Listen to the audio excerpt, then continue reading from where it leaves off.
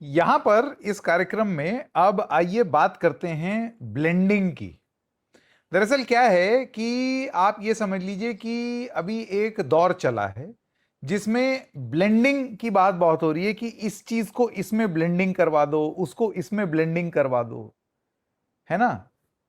तेल बचाने के लिए आपने ब्लेंडिंग का शब्द सुना होगा कि ई20 ईंधन 20% इथेनॉल मिक्स, उसको बढ़ा के E22 E25 E85। अब आप सोच रहे होंगे कि ये इस कॉन्वर्जेशन में मैं इथेनॉल लेकर के क्यों आया सोहित। क्योंकि हमारे देश को ब्लेंडिंग की आदत दरअसल इथेनॉल से बहुत पहले से है।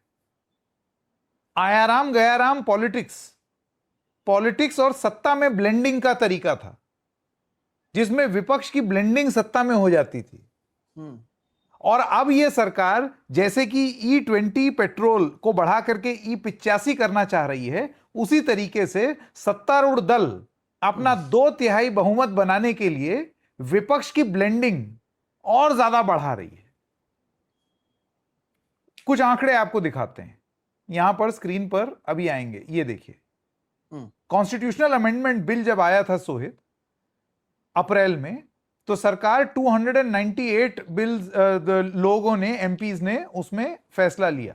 याद है वो जो 3 बिल आए थे जिसको महिला आरक्षण बोल करके, लेकिन था वो डिलिमिटेशन बिल। विपक्ष एकजुट हो गया, 230 लोग अगेंस्ट चले गए। चाहिए था 352, 54 वोट्स शॉर्ट हो गई सरकार, बिल डिफीट हो गया। अब हमको लगा चलो राजनीति में आया गया ना। यहां पर एक आइडिया सूझा कि अगर तेल में E85 ब्लेंडिंग हो सकती है तो हमारी राजनीति में भी ब्लेंडिंग हो सकती है। हम अपने सांसद में ऑपोजिशन के सांसद ब्लेंड कर देंगे। तो उस ब्लेंडिंग के तहत तृणमूल कांग्रेस के 20 सांसद एनसीपीआई के माध्यम से N20 की ब्लेंडिंग हो गई। T20 और N20 की ब्लेंडिंग आप देख रहे हैं कैसे राजनीति में हो गई। 298 में 20% ब्लेंड, 20 पीपल 20 एमपी ब्लेंड। अब एनडीए का पोटेंशियल टैली 318 हो गया, अभी भी कम है। अब आता है शिवसेना का महाराष्ट्र फैक्टर। शिवसेना यूबीटी के 6 और सांसद ब्लेंड। ये जब 6 ब्लेंड होंगे तो 324 हो जाएगा। लेकिन अभी भी आपको आंकड़ा चाहिए 360, 2/3 होने के लिए। डीएमके के 22 सांसद ब्लेंड अगर हो जाते हैं ऑपोजिशन ब्लेंडिंग में, तो ये आंकड़ा 346 चला जाएगा। और अगर नहीं भी ब्लेंड होते हैं, बाहर रहते हैं, तो जैसे कि मैंने अभी थोड़ी देर पहले बताया, आपका वो वॉल्यूम कम हो जाएगा, यानी कि 2/3 बहुमत का आंकड़ा भी कम हो जाएगा। एडवांटेज।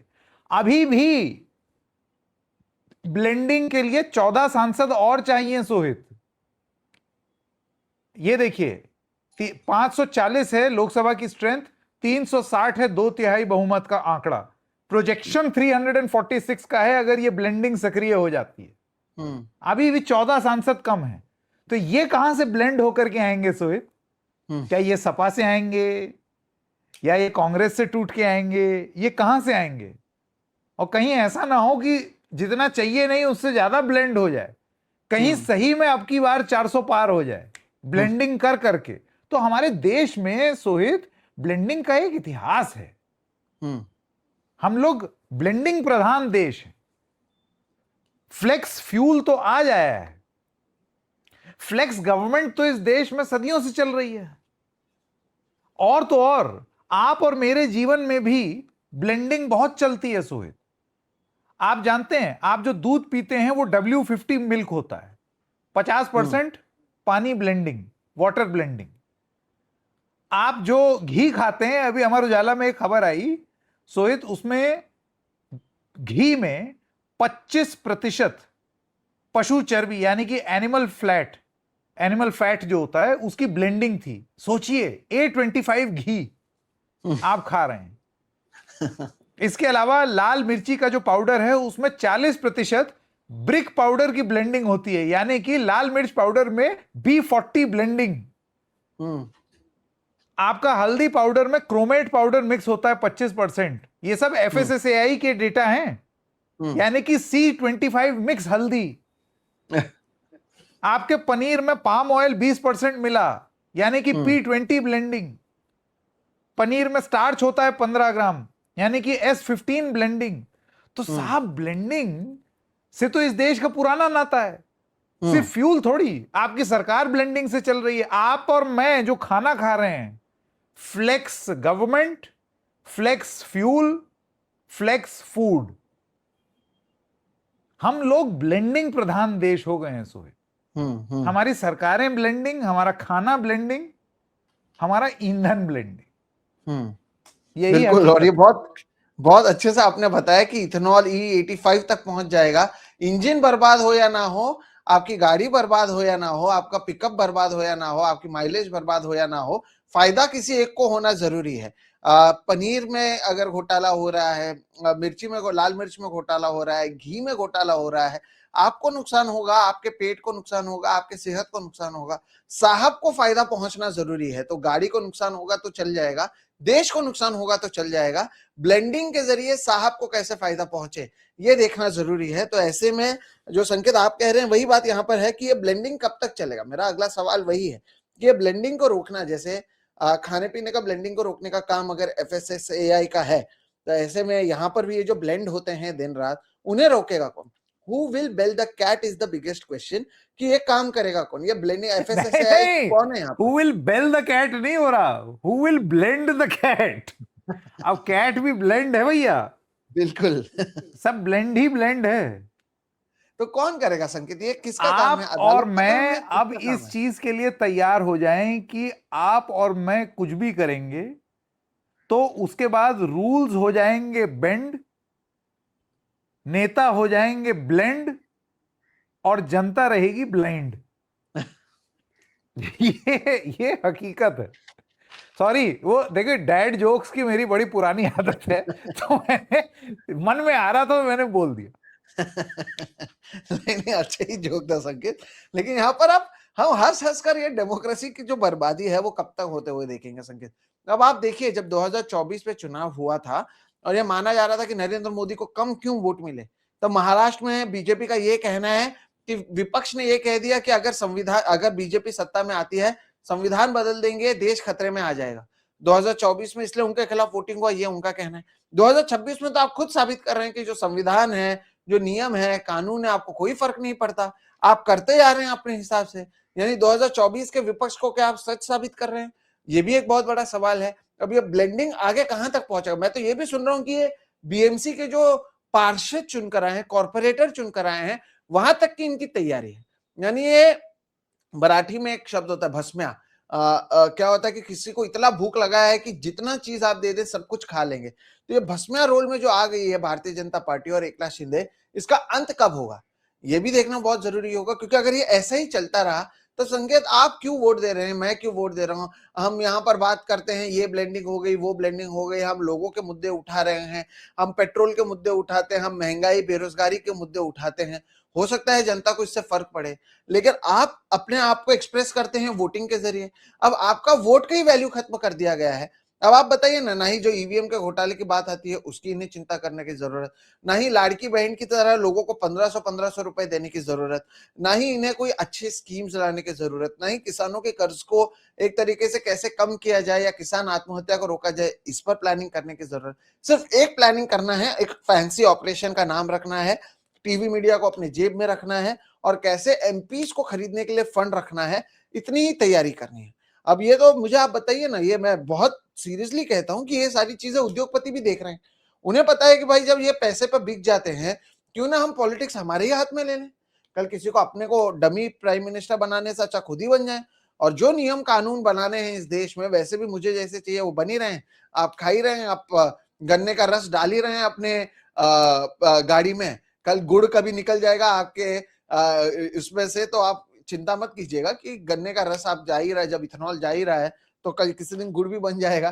तो गुड़ गोबर आप बनाने के लिए तैयार रखिए और कहीं ना कहीं ये ब्लेंडिंग में अपनी सेहत खराब करते रहिए। क्योंकि नेता लोग तो सीख चुके हैं संकेत कि ऐसे ही चलता रहेगा। अदालत चाहे कुछ कर दें तब हम, हमारे जो फलाना जज हैं, जो हमारे करीबी हैं, या जिन्हें शायद हम राज्यसभा भेज सकें, या जो बहुत फैंसी ऑब्जर्वेशन देंगे लेकिन नतीजा हमारे लिए देंगे, उनके पास हम ये सारे मामले ले चले जाएंगे, तब वहां पर भी आप अटके रहेंगे। तो कितने जगहों पर आप अटकोगे, कितने लोगों से आप लड़ोगे? आप मुझे बताओ। एक लड़ाई 2022 की चल रही है इनकी, दो, उद्धव ठाकरे की। एक शिवसेना वर्सेस शिवसेना जो हुआ वो कैसे इलीगल था। एक जो एकनाथ शिंदे के साथ शुरुआत में 16 एमएलए गए थे, उनको डिस्क्वालीफाई करने का मुद्दा था। तीसरा उनका चल रहा है कि जो शिवसेना नाम और चुनाव चिन्ह दिया वो गलत था। उद्धव ठाकरे को जो मुख्यमंत्री पद से इस्तीफा देना पड़ा था बिना फ्लोर टेस्ट के, और उसमें गवर्नर की कैसी गलती थी, ये मामला चल रहा है। आपने जो सुभाष देसाई का जिक्र किया वो भी शिवसेना का मामला है। अब ये खत्म हुआ नहीं था कि आप फिर से एमपी तोड़े हैं, अब एमएलए तोड़ने की बात है। अब कह रहे हैं आपके, इसमें मैं बता दूं कि शरद पवार के 9 जो सांसद चुनकर आए हैं उन पर भी इनका नजर है, उनमें से भी कहा जा रहा है कि बहुत लोगों को तोड़ा जाएगा। तो ये जो आप ब्लेंड करने की बात कर रहे हैं, अगला उसमें नंबर शरद पवार का भी हो सकता है। महाराष्ट्र में ऐसी होता है, एक टूटती है फिर ये दूसरा भी है ना, तैयार ये जो होता है। 14 सांसद चाहिए, ये हाँ कहीं ना कहीं से तो आएंगे ना सोहित। बिल्कुल। तो शरद पवार की भी नजर रखने जरूरत है, क्योंकि कल और परसों आप पता लगाइए दिल्ली में सुनेत्रा पवार जाकर किन किन नेताओं से मिलकर आई हैं। सुनेत्रा पवार भी तो अपने आप को ताकतवर करेंगी। Why should Eknath Shinde have all the fun, why should boys have all the fun, संकेत। तो हर तरफ से तैयारियां शुरू है, ब्लेंडिंग किया जा रहा है, और इतना आपको मिक्सर में घिस घिस कर इतना ब्लेंड कर दिया हो, आप खुद नहीं समझ पाओगे आपने वोट किसे दिया था, किस पार्टी को दिया था, वो पार्टी कहां पर है, वो पार्टी है भी या नहीं है, या फिर एनसीपीआई जैसे और भी नए पार्टी। संकेत, मुझे तो लगता है आपको और मुझे भी अब 2-4 पार्टी रजिस्टर करके रख लेना चाहिए। क्या पता कल अचानक से आप नजर आओगे या मैं नजर आ जाऊंगा कि देश को जरूरत होगी, सांसदों को जरूरत होगी, और हम सांसदों के पार्टी का नेतृत्व कर सकते हैं नहीं बिना नहीं, 1 रुपया पार्टी वार्टी खर्च छोड़ो किए। यार, राजनीति से हमारा क्या है, वो छोड़ो। पत्रकारिता में सोचो, हाँ एकदम से एसएम ऑफिशियल और डबल चेक। सोचो ये बिल्कुल वैसे ही है कि एक दिन हम लोग बैठे हुए हैं और अगले दिन हमने दरवाजा खोला और बड़े बड़े चैनल्स के 20 हाँ बड़े एंकर आ जाएं और बोलें कि आज से हम आपके हुए। हम बोल रहे हैं यहां हमारे तो खाने के वांदे पड़े हुए हैं, हम तो स्ट्रीम यार्ड का सब्सक्रिप्शन शेयर कर रहे हैं। हम जो है वो ये सोचते हैं 4 बार कि वहां जाएं कि ना जाएं, यार पैसा खर्च हो जाएगा, और तुम और चले आ रहे हो। यू नेवर नो, हाँ ब्लेंडिंग का जमाना है भाई, कुछ भी हो सकता है। जब राजनीति में 2022 में शिवसेना का S11 ब्लेंडिंग हो सकती है 11 सांसदों की, एनसीपी की N7 ब्लेंडिंग हो सकती है, जब सेना 2026 में S6 ब्लेंडिंग हो सकती है, तृणमूल कांग्रेस का T20 ब्लेंडिंग हो सकती है, आम आदमी पार्टी की A7 ब्लेंडिंग हो सकती है। ये लोकतंत्र अब ब्लेंडिंग लोकतंत्र पे चल रहा है। ये ब्लेंडिंग लोकतंत्र है दोस्तों। इसमें क्या है कि नतीजा कुछ भी आएगा। आप गाड़ी, जैसे गाड़ियों में होता है ना, आपने गाड़ी आज से कुछ समय पहले कोई भी टाइप की ली हो, पेट्रोल पर चलने वाली, लेकिन अब उसमें 20% इथेनॉल ब्लेंडिंग वाला फ्यूल डलेगा ही डलेगा। आपके पास विकल्प ही नहीं है। इंजन सड़े तो सड़े, माइलेज कम हो तो हो, सरकार को उससे कोई मतलब नहीं है। और सरकार अभी 22, 25, 85 तक भी सोच रही है। यानी कि पूरी योजना कि बेचो इसको और नया लो, नया जीएसटी दो, है ना। तो अभी सरकारें भी वैसी, सारी चीजें ब्लेंडिंग पर चलती है। हम ब्लेंडिंग प्रधान देश होते जा रहे हैं। और जो सोहित ने बोला कल को हमारा इनके और हमारे, सोचिए घर के बाहर 20 एंकर आकर के खड़े हो जाएं कि हम आप में मर्ज करना चाहते हैं। टीवी पर नजर आएंगे अचानक से। एक दिन आप टीवी चालू करोगे और मेरा और संकेत का जो शो है आप टीवी पर देखोगे हर संडे को 12 बजे। किसी दिन ये हो जाए तो चौंकिएगा मत। एकदम मुंगेरी लाल के सपने हैं ये, खैर मतलब ये ना, तो देखिए हम कोई बहुत तगड़े अभिलाषी नहीं है। हाँ शायद बिल्कुल वैसे ही जैसे एनसीपीआई के जो फाउंडर होंगे उनको भी नहीं मालूम होगा ओ तेरी ये क्या हुआ। लेकिन जो भी चीज जो आपसे आपकी बोलने की आजादी छीन ले, आपसे आपका हक छीन ले, लोकतांत्रिक मूल्यों को छीन ले, तो फिर वो चीज कुछ तो गड़बड़ है। और मेरा तो ये कहना है सोहित, जब मैं जितने सारे लोगों से नैतिकता शब्द सुनता हूं, नेताओं से खास तौर से, तो मुझे बड़ी इरिटेशन होती है। क्योंकि अक्सर नैतिकता की बांग मारने वाले जो नेता होते हैं, जो सबसे ज्यादा नैतिकता पर शोर मचाते हैं, उन्होंने भी अपने जीवन में कभी ना कभी कोई ना कोई अनैतिक काम किया ही है और वो अनैतिक काम करने के आदी हैं। और वक्त आएगा जब सरकार, क्या बोला संजय राउत ने आपको, 15 मिनट के लिए ईडी सीबीआई दे दो, 7 टुकड़े कर दूंगा। क्या ये बड़ा नैतिक काम है? To quote Mahatma Gandhi, an eye for an eye will make the world blind. आज की डेट में अगर एक अनप्रेसिडेंटेड तरीके से इंस्टीट्यूशंस का मिसयूज हो रहा है, देश के साथ और देश के लोकतंत्र के साथ एक भद्दा मजाक किया जा रहा है, तो क्या उसका समाधान एक और भद्दा मजाक हो? क्या उसका समाधान यह हो कि इंस्टीट्यूशंस हमारे पास आ जाएं कि हम और भी ज्यादा उसको तोड़ दें तुमको भस्म करने के लिए? तो फिर यह रूल बेस्ड ऑर्डर नहीं हुआ। लोकतंत्र तब चलेगा जब कोई भी चीज जो हो रही है, जो बहुत क्लियरली सोहित दिखाई दे रही है कि एक एबरेशन है, उसको खुल के ऐसे बोला जाए कि यह एक एबरेशन है। देखिए, नियम होने पहले जरूरी हैं, तब आप नियम तोड़ेंगे ना। जब नियम तोड़ना ही नियम बन जाएगा, तब फिर नियम की क्या वैल्यू? यही मैं बोल रहा था, बुखार अगर 99 होगा तो वो बुखार है, इलाज मुझे तब भी करना पड़ेगा, क्रोसिन मुझे तब भी खानी पड़ेगी, रेस्ट मुझे तब भी करना पड़ेगा, लेकिन कम रेस्ट में शरीर दोबारा चलने लगेगा। यहां पर अगर आपको तुलना करनी है तो लोकतंत्र से तुलना कर दीजिए। हमारे लोकतांत्रिक मूल्य वो वापस खड़े हो जाएंगे थोड़ा सा रेस्ट लेकर के, सिस्टम्स इतने हावी होंगे। है ना एक आदमी, एक मैन चाइल्ड अमेरिका में बैठा हुआ है, देखिए क्या उलझलूल हरकत कर रहा है। लेकिन आप अमेरिका को लाख डिक्लाइनिंग पावर बोलें, लाख कुछ भी बोलें, इसी अमेरिका के कोर्ट्स ट्रंप के लाए हुए जो वो है ट्रेड में जो वो लगा रहे हैं टैरिफ, उसको गिरा दे रही है। इसी अमेरिका में ये इंसान कुछ भी हरकत कर रहा हो, G7 के बीच में जा करके and like a toddler, I am the boss here बोल करके सब लोग हंस रहे हैं। हंस दरअसल वो आपके जोक पर नहीं रहे हैं, वो आपकी बेवकूफी पर हंस रहे हैं। आप किसी भी देश की एक नेता को बोलते हैं ये तो मरी जा रही थी मेरे साथ सेल्फी खिंचाने के लिए, जॉर्जिया मेलोनी के लिए। मेलोनी एकदम उनकी फैन थी एक समय में, कल उन्होंने बिल्कुल गरिया दिया सामने आकर के कि मैं कोई भीख वीख नहीं मानती। So all I am trying to say is, अगर आपके इंस्टीट्यूशन स्ट्रांग होंगे तो अगर कोई चीज एक जिसे कहते हैं ना अपवाद, अगर कोई एबरेशन की तरह अगर आएगा आपके लोकतंत्र में तो सोचिए फिर बाकी सारे सिस्टम्स उसको कवर कर लेंगे। लेकिन अगर बहुत ज्यादा कोई चीज होने लगेगी तो फिर वो एबरेशन नहीं रहेगी, फिर वो कुछ नया हो जाएगा। और मेरा यह कहना है कि कुछ नया ऑर्डर अगर आपके लोकतांत्रिक मूल्यों से हटा हुआ कोई एक ऑर्डर अगर व्यवस्थित हो रहा है, तो कोई नया आकर के अगर उसको और आगे ले जाने की बात कर रहा है, तो फिर आप एक रूल्स फिर आप डेमोक्रेसी को आगे नहीं ले जा रहे हैं, फिर आप कुछ और ही कर रहे हैं। तो मैं तो ये चाहूंगा कि इस देश में, इस देश की इंस्टीट्यूशंस इतनी स्ट्रांग हो जाएं, जिस वजह से ये इंस्टीट्यूशंस थी, एक सिस्टम, एक व्यवस्था इसीलिए बना गया था। राइट टू इंफॉर्मेशन इसीलिए था ताकि लोगों को जानकारी का अधिकार हो। कोर्ट्स इसीलिए थी सरकार पे चेक रखने के लिए। ब्यूरोक्रेसी इसलिए थी कि सरकार के साथ मिल करके चले, लेकिन सरकार पूरी तरीके से उस पर हावी ना हो जाए, है ना। तो ये मीडिया तो फोर्थ एस्टेट था ही। तो ये जो खंबे थे, ये खंबे एक दूसरे से जुड़े जरूर थे क्योंकि वो एक लोकतंत्र को मजबूत करने के पिलर्स थे। अभी सारे पिलर विलय करा करके आप एक पिलर कर देंगे, है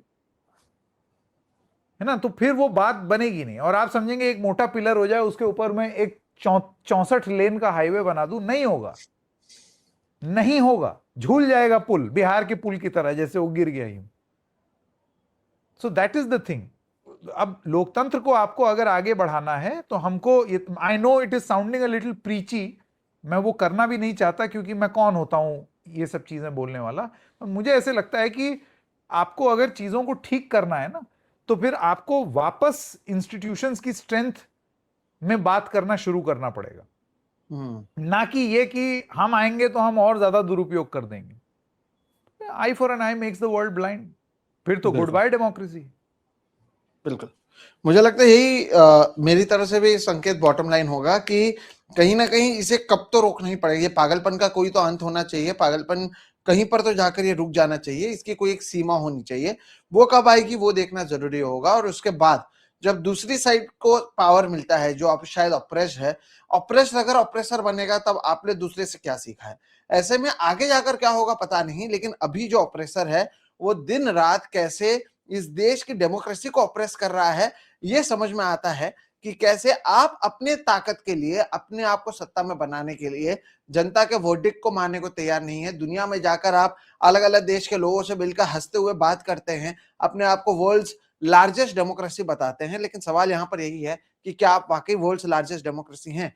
क्योंकि आप डेमोक्रेसी का पालन न करते हुए हर जगह पर लूपहोल के नाम पर, डर के नाम पर, धमकी के नाम पर, जैसे हम पहले फिल्मों में देखा जाता था कि गुंडे जो हैं वो बंदूक की नोक पर कैसे अपने काम को बनवाते थे ताकि केवल उन्हें फायदा हो, उन्हें फर्क नहीं पड़ता कि बाकी लोगों को क्या नुकसान हो रहा है। अगर इसी तरह से चलता रहा तो इसका अंत तक कब होगा, ये देखना बहुत जरूरी होगा। और इसलिए संकेत कम से कम मेरी तरफ से तो यही है बॉटम लाइन, कि जो आपने बेहतरीन तर्क दिया कि इथेनॉल से आपके जिस तरह से इंजन बर्बाद हो रहा है, गाड़ी बर्बाद हो रही है, उसमें किसी को फर्क नहीं पड़ता। इसी तरह से आपके वोट से किसी को फर्क नहीं पड़ता है, डेमोक्रेसी बर्बाद हो रही है। बस साहब को फायदा होना मांगता है, मुनाफा पहुंचना चाहिए, और इसी पर कहीं ना कहीं अब इस देश की राजनीति पहुंच चुकी है। तो मुबारक हो, आप उस 10 साल पुराने इंजन की तरह हो जिसे अब रोज इथेनॉल चखना पड़ रहा है, आप चाहें या ना चाहें, लेकिन अब इथेनॉल की मार आपके गाड़ी पर पड़ रही है। और यहाँ पर कहीं ना कहीं ताकत में बने रहने की मार आपके लोकतंत्र पर और आपके सिस्टम्स पर पड़ रही है। मेरी तरफ से तो यही है आज का बॉटम लाइन। संकेत?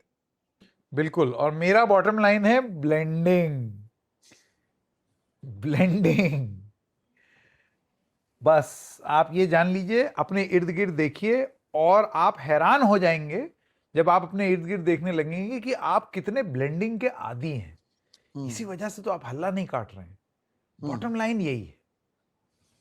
ये कार्यक्रम यहीं खत्म किया जाए सोहित, आज तो कमाल ही हो गया, 1 घंटे के अंदर अंदर। क्या बात है, बिल्कुल अपील कर दें लोगों को जल्दी से। जी, दोस्तों 30 सेकंड बचा है दर्शकों। डबल चेक बाय संकेत और सोहित मिश्रा ऑफिशियल सब्सक्राइब कर लीजिए। हाँ, और फिलहाल हमें दीजिए इजाजत। नमस्कार। है 10 सेकंड संकेत। जल्दी जल्दी खत्म। ओके, थैंक यू दर्शकों, थैंक यू, बाय बाय।